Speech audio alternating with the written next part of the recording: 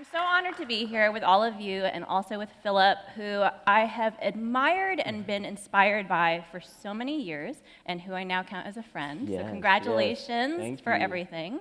I loved hearing your story about growing up. I would love to hear from you. Like, what were you like growing up? What kind of kid were you?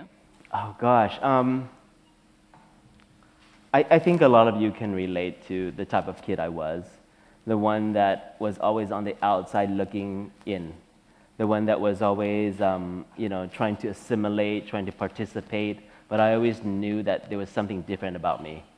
I always, and growing up too, I grew up in Orange County, which is a pretty conservative suburbs, and I didn't know fashion. All I knew was, it was that time when MTV music videos, a lot before you guys' time, that I started to see fashion, but fashion through music, fashion through musicians, and what I saw style was, and I was fascinated by that, but I didn't know what to call it.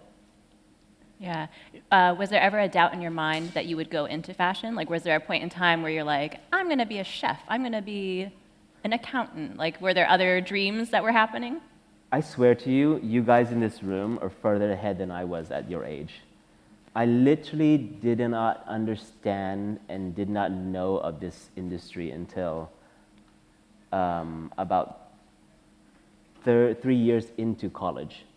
I was an accounting major, traditional. That's so funny. I just said accounting, and I had no idea. No, I was accounting major. I went to Cal State University of Long Beach. I did it because I had to grow up, quote unquote. I had to get a job. I had to find a real career. I had to find something respectable. I needed a certificate to validate my existence up to that point. And it was through just for my parents. And I went through college for about 3 years. And one day in accounting class, I had this epiphany. My heart was just contracting, sweating. And I realized I was sitting in that moment of the rest of my life. That could be the rest of my life, or I could make a decision. So I made the decision to leave accounting class, dropped out of business school. The next department was home economics, now which we call family and consumer sciences. So I have a degree in home economics. I can make a good home. And I took the courses, didn't tell my parents. I had to graduate eventually because I needed a degree. I needed a degree for my parents. And but before that, I had to take an internship course. And I took an internship course in fashion, a new fashion house. And that moment, that first day, I realized, oh, maybe this is what I want to do. Yeah. So it literally was towards the end of college. That's amazing. Or university. So what brought you then from that place to then launching your own brand? Can you tell us the origin story? I don't know. I actually don't know. I've always, and maybe it's naive, but I've come to love being naive. I've come to love appreciating the power of being naive, being vulnerable. It really allows you to follow your heart and allows you to listen to your heart and just walk that path where your heart tells you. And that's how I got into fashion. I followed my heart that I couldn't see myself working on ledgers and numbers. I couldn't even balance my own bank account. I was always in debt. So I'm like, oh, that would suck, how could I do this for other people? And it came back to just really following your heart and going for what you really love. And you eventually fall into what you're supposed to do if you have the courage to remain focused and just listen to yourself. Yeah. So I know that both you and Wen were 31 when you launched the brand, hence the 3 and the 1. Yes, I was 31 years old. Yeah. What, since then, what do you think has been the most valuable lesson that you've learned? One of those most valuable lessons, and there are many because I've been in it for a while, but one of them, Anna Wintour told me this. I was participating in the Vogue Fashion Fund, and this is a fund to kind of provide seed money, mentorship, and a little bit of spotlight on emerging brands. And she came to critique my thesis, actually. And she said to me, Philip, the most important thing about fashion is timing. Because here's why. If you're early, nothing's open for you. And if you're late, everything's closed. So truly, it is about timing. And right now, this is your time. It's the time of your lives to really think about what you want to do and what path you want to take, and make sure you think you are smart about walking that path. Yeah. Is there a way, have you thought about that timing now and how you can make it more in your control? Because I think for a lot of people hearing about timing, Yeah. it seems like it's out of their control Yeah, and it yeah. just seems like fate. Yeah. A lot of things that become out of our control is because we don't have the experience. We were talking backstage about this. In this age of information, in this age of technology, in this age where everything's accessible, we're granted the access of so much information, but that's different from knowledge. Knowledge is only attained by experience. And for you guys, my advice to you is get experience. After you graduate from this, intern in many different places, and do away with the idea where you have to know what you want to do right away, because that's impossible. Impossible. That's actually quite dumb. And I think that for you guys is really find where you exist in this beautiful industry of ours, because not everyone needs to be a designer. In fact, oftentimes I'm like, okay, someone take my job, please.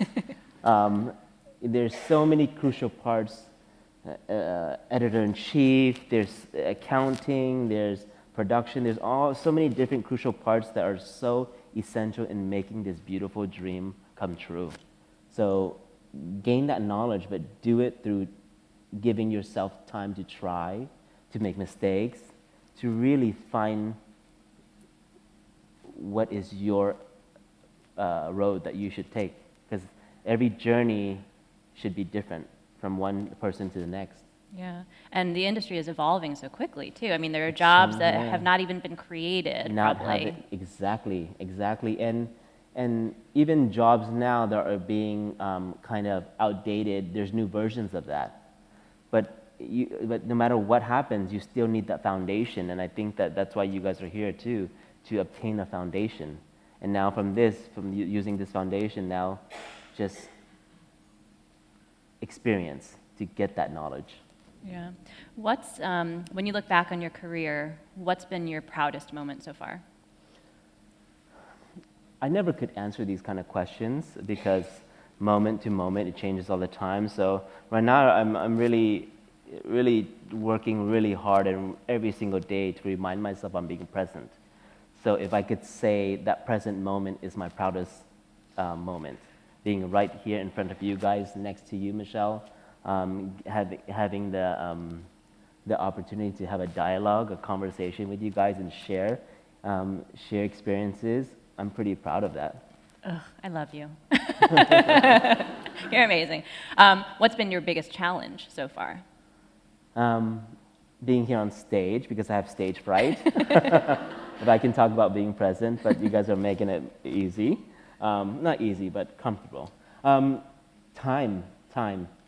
We don't control time. We all have infinite amount of time, and it's about how we use time. It's not about like taking time and just doing nothing with it, unless that's what your intention is. But it's about, there's so much to do that I feel, and even 20 years into doing this, I still think of myself of like, okay, I have so much more to learn. Every season is something new to learn. With the evolution of technology, I feel like I joke with my studio every single day when I watch them do Photoshops and use all this 3D printing and stuff like that. I'm like, damn, if I got fired today, I would not even qualify for an entry-level job. I wouldn't. I don't have a resume. I don't have a portfolio. I didn't know how to. It's quite sad because I even have to have like my assistant like, oh, can you print this for me? I do the same thing. It's terrible. Don't be me. But then it's important to then hire people who know how to do those things. And so there's always a lesson to that, right? what you want to do when you hire or you form an organization or you even befriend. Befriend people that have the same value but do not have the same talent or skill set because you need each other. You know, you complement each other. Super important. Yeah. So one reason that I've seen you a lot actually in this past year has been you've been super involved in a lot of Asian American organizations and really have been super key when it comes to pushing forward representation, diversity, inclusion. When you look back on your life, how do you think that your own Asian heritage has influenced who you are as a designer, but also as a person? Yeah. When I started,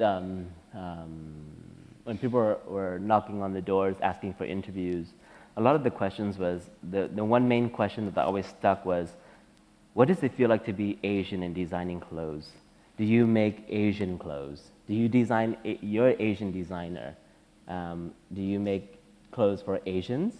And I'm like, no. I make clothes. I'm a designer. I happen to be Asian. Period. Full stop. And you know, and then they went on to like, oh, so you love red? Is it like shiny satin things? I'm like, I love red when I'm about to punch you in the face. And you're really offending me, but I'm gonna stay steady and cool because, you know, violence is never the answer. It's always about holding it in and having the diplomacy to talk it out, right?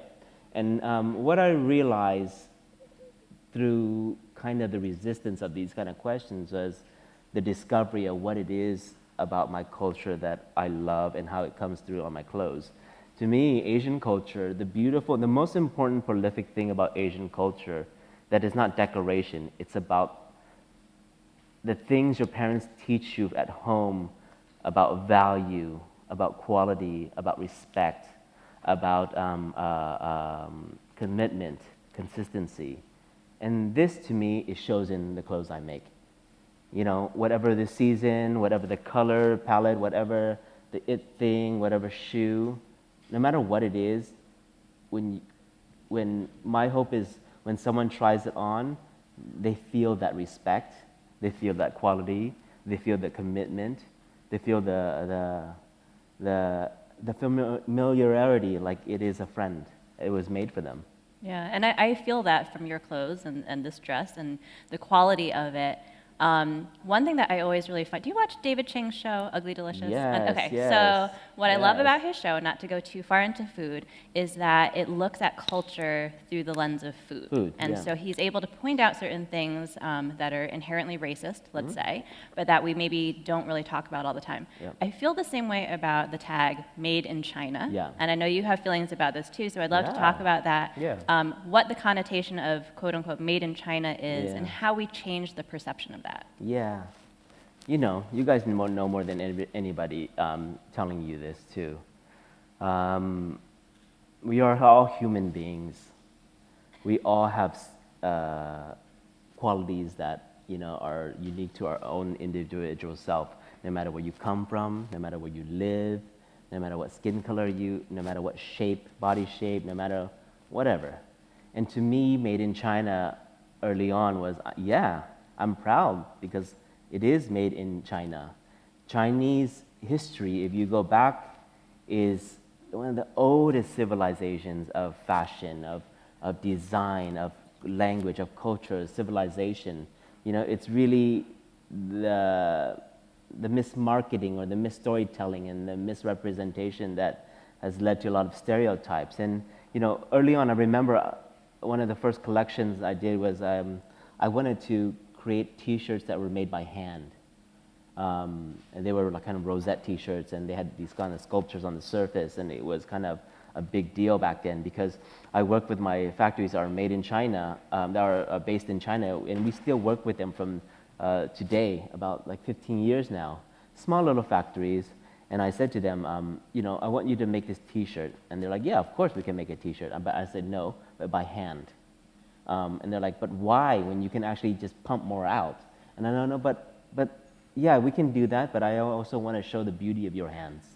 I want to bring the beauty of your hands to, you know, places like Barney's, places like Saks, places like, with a larger platform and when they look at this label made in China, they're like, wow, okay. Because at the end of the day, everyone in that factory has skill, has beautiful hands. And so no matter where it's made, it was my responsibility to provide the intention of what I wanted to be. If I didn't care about it and it was made in China, then of course, it's like, oh, just made in China. But if I put the right design into it, and it was my responsibility, my accountability to use creativity to push the idea of a t-shirt made by hands of people of Chinese descent, what's the big deal? It's going to come out beautiful, Yeah. So to me, it was always about that. And I don't care where it's made, as long as it's made with intention and it's made with care. Yep. So I know that sustainability is another big initiative and mission for you. Can you tell us about what role you're playing and how we can get everyone to care about it more? I'm playing the role of someone figuring it out for myself.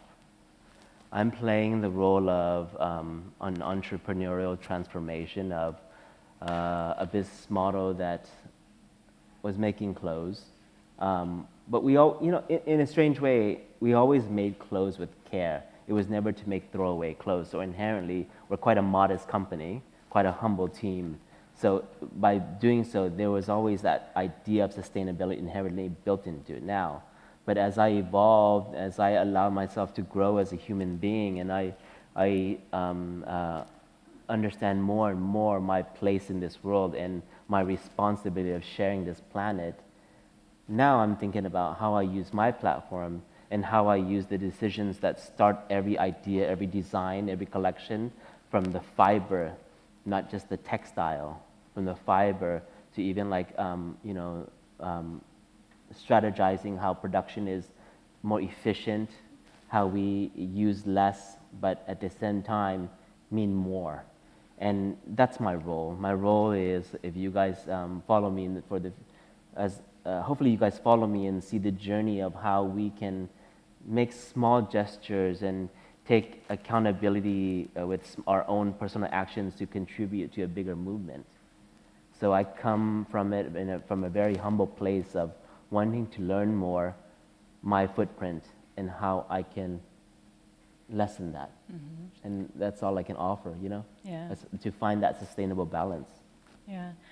So as a designer and business owner, you have to be a creative, but also a business person. And with an accounting background, which I've just learned, how do you marry those two things? Because I think a lot of times people think about, oh, I'm a creative and I don't want to be a business person. How do you do both? This is my philosophy. Creativity creates business, and business affords creativity. They go hand in hand, and don't you guys ever forget that. You need both, because in this room there are brilliant minds, you'll have brilliant ideas, but the sad truth is, if you don't know how to structure that, if you don't know how to make that come alive, they're just ideas that will just fly away with the wind. You know what I mean? There are potential that cannot be realized. So it's so important to structure creativity. And I don't mean to make it rigid. I mean to structure in a safe place so that it can flourish. I think in the experience I've had, because I've always owned my own business, I've never really worked for anybody. And it's a beautiful thing, but it's such a difficult thing because you're competing with giants, actually. And for us to continue to be creative and push relentlessly and have that courage, the lights have to be kept on. Electricity bill has to be paid for the purring of the sewing machine to continue. Working wages, keeping people healthy with insurance. I'm boring you with all the adult stuff right now. But you should think about these things too, because part of going back to sustainability is fair wages. And for us, it's so important that we have a solid business so that we can afford it this for our tribe, you know, because that's the beauty of fashion, when we all work together and build a community and bring each other along and strengthening our tribe and making sure everyone's solid in this tribe.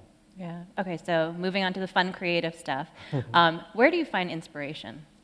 Every day, everywhere you look, you're a sponge. In fact, you guys are creative athletes, and in sports, athletes, they get to train every day. They hone their skills. They hone their bodies. They eat well. They train. They're submersed in it. And think of you guys as creative athletes. Train, travel, put yourself in environments that are uncomfortable. Put yourselves in different settings so you can see color. I hate the idea everything's neutral, everything's just, I don't see color. You should see color. The difference is you should embrace it, and you should appreciate the difference of color, because this world is made of the most beautiful colors that will inspire your work. Are there unusual places that you go to? Because I feel like a lot of times people say, I'll go to a gallery or a museum or something. Like, are there places that you go that are sort of off the beaten path?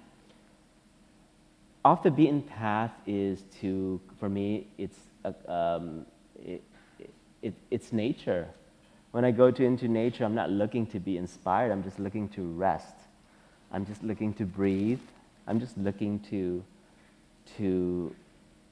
have a moment to myself, walk barefoot, and right there, it inspires me in a different way. Not so much immediate way, but it inspires me to refuel and continue to have my eyes open, my heart open, my mind sharp. Mm-hmm. So many different ways to inspire. I think maybe the big takeaway is never expect inspiration, because that would be forced inspiration, just be present, be alive, be open, be humble, be kind, be conscious, and then the rest will take care of itself. Yeah. So I think we have time for one more question, and then we're going to open it up to audience questions, so think about your questions. Yes. So I know that you're headed to the SCAD Savannah fashion show tonight. Yeah. What are you looking forward to seeing from the students? Brilliance. No pressure. No pressure. I'm looking to see something different. I'm looking to see things I don't know. I'm looking to see things that bring me back to that place of where it all begins. I'm looking for the beautiful mistakes. I'm looking for the oddness. I'm looking for a point of view. I'm just so happy and excited and grateful to be here to witness all your hard work, honestly. Thank you. Thank you.